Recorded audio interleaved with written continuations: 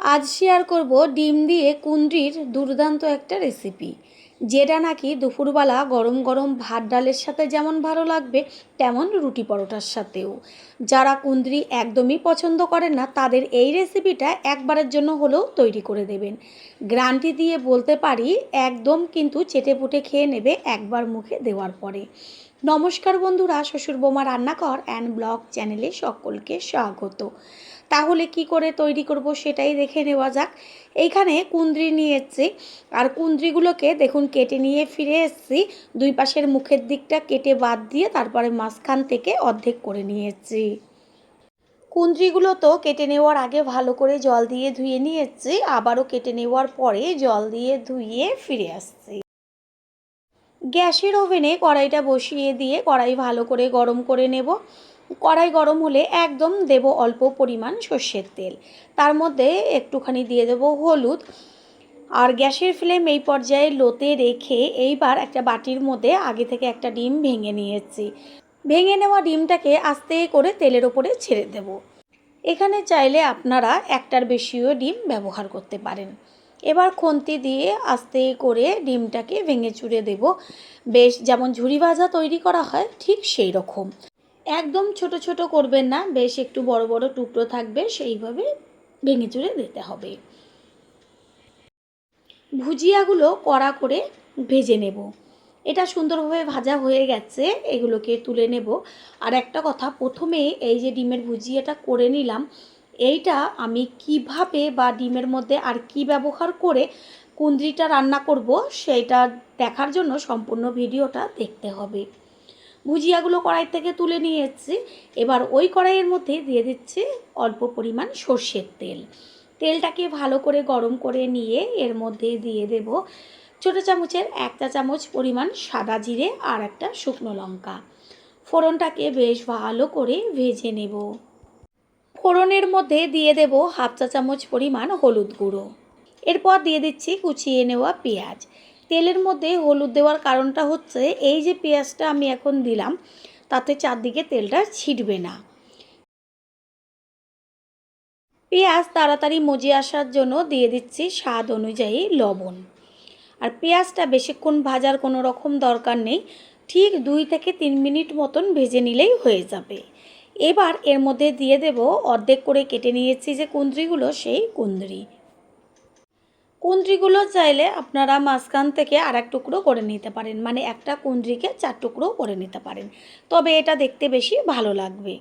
পেঁয়াজের সাথে কুঁদরিটাকে মিশিয়ে নিয়ে গ্যাসের ফ্লেম লোতে রেখে একটা ঢাকনা চাপা দিয়ে দেব কুঁদরিটা সিদ্ধ হবার জন্য। আর কুঁদরি সিদ্ধ হতে একটু বেশি সময় লাগে, সেই কারণে ঢাকনা চাপা দিয়ে দিয়ে রান্নাটা করতে হবে। 3-4 মিনিট বাদে কড়াইয়ের ঢাকনাটাকে সরিয়ে দিয়ে তারপর একটু ভালো করে ওপর নিচ মিশিয়ে নেব।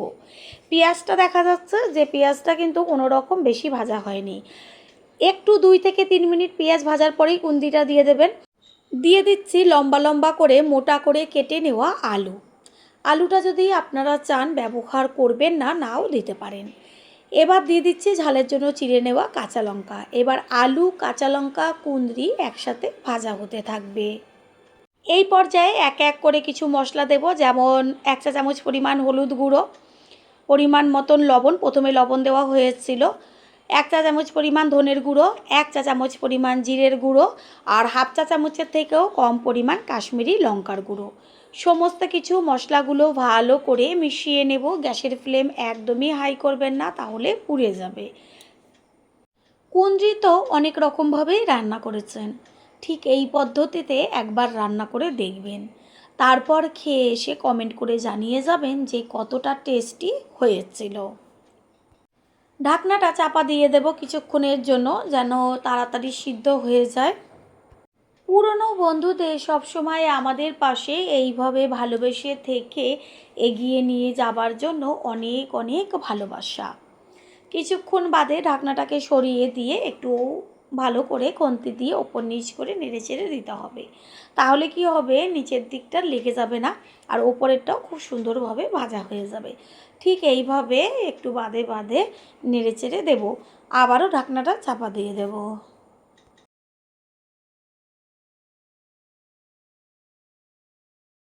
4 থেকে 5 মিনিট বাদে ঢাকনাটাকে সরিয়ে দিয়ে এবার এর মধ্যে দিয়ে দেবো একদম ছোট ছোট করে কেটে নেওয়া টমেটো।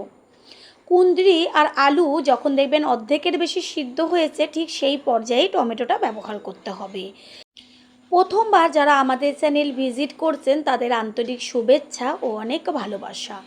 আমাদের রেসিপিগুলো যদি ভালো লেগে থাকে সাবস্ক্রাইব করে দেওয়ার অনুরোধ রইল ও পাশে থাকা বেল আইকনে ক্লিক করলে পরবর্তী ভিডিওগুলো সবার আগে আপনাদের কাছে পৌঁছে যাবে।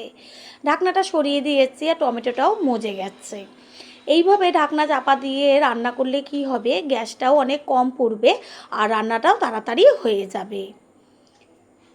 দেব সামান্য পরিমাণ একটুখানি জল। জলটা নাও দিতে পারতাম কারণ কুঁদরি তো সিদ্ধই হয়ে গেছে, তবে একটু বেশ মাখা মাখা হবার জন্যই জলটা দেওয়া। জল একদমই বেশি ব্যবহার করবেন না, হাফ কাপ বা হাফ কাপের থেকেও একটু কম পরিমাণ জল দেবেন। জলটা দেওয়ার পরে ঢাকনাটা দিয়ে দেব। বন্ধুরা, আপনারা যেইখান থেকে ভিডিওটি দেখছেন অবশ্যই কমেন্টের মাধ্যমে জানাবেন। আপনাদের ধন্যবাদ জানাতে পারলে সত্যিই আমরা ভীষণ ভীষণ আনন্দিত হব, কারণ আপনাদের করা কমেন্টসই আমাদের উৎসাহিত করে পরের ভিডিওগুলো তৈরি করার জন্য। জলটা দেখাই যাচ্ছে সমস্তটাই টেনে গেছে, বোঝাই যাচ্ছে না যে জল দিয়েছি। ঠিক এরকম ঝরঝরাভাবে ভাজতে হবে। এই পর্যায়ে এর মধ্যে দিয়ে দেব ওই যে ডিমটা ভেজে রেখেছিলাম, সেই ভেজে রাখা ডিমটা দেওয়ার পরে সব কিছুর সাথে ডিমটা মিশিয়ে নেব। আলু কুঁদরি তো খুব সুন্দরভাবে সিদ্ধ হয়ে গেছে, এরপরেই কিন্তু ডিমটা দিয়ে আর 2 থেকে 3 মিনিট মতন বেশ এইভাবেই ভাজা ভাজা করে নিলে রেসিপি তৈরি হয়ে যাবে। সমস্ত কিছুর ব্যালেন্সটা ঠিক রাখার জন্য দিয়ে দিচ্ছি হাফ চা চামচ পরিমাণ চিনি, কারণ কুঁদরিটা একটু টকটক ধরনের হয় আর চিনিটা দিলে পরে সমস্ত কিছুর ব্যালেন্সটা ঠিক থাকবে। ভাজা তো তৈরি হয়ে গেছে, সবশেষে দিয়ে দিচ্ছি ছোটো চামচের 1 চা চামচ পরিমাণ গরম মশলার গুঁড়ো। গরম মশলার গুঁড়োটাকে মিশিয়ে নিয়ে গ্যাস অফ করে দিয়ে একটু ঢাকনা চাপা দিয়ে দেব। 5 মিনিট বাদে ফিরে এসেছি আর এবার ভাজাটাকে একটা প্লেটে তুলে নেব। কত সুন্দর ঝরঝরা হয়েছে ভাজাটা।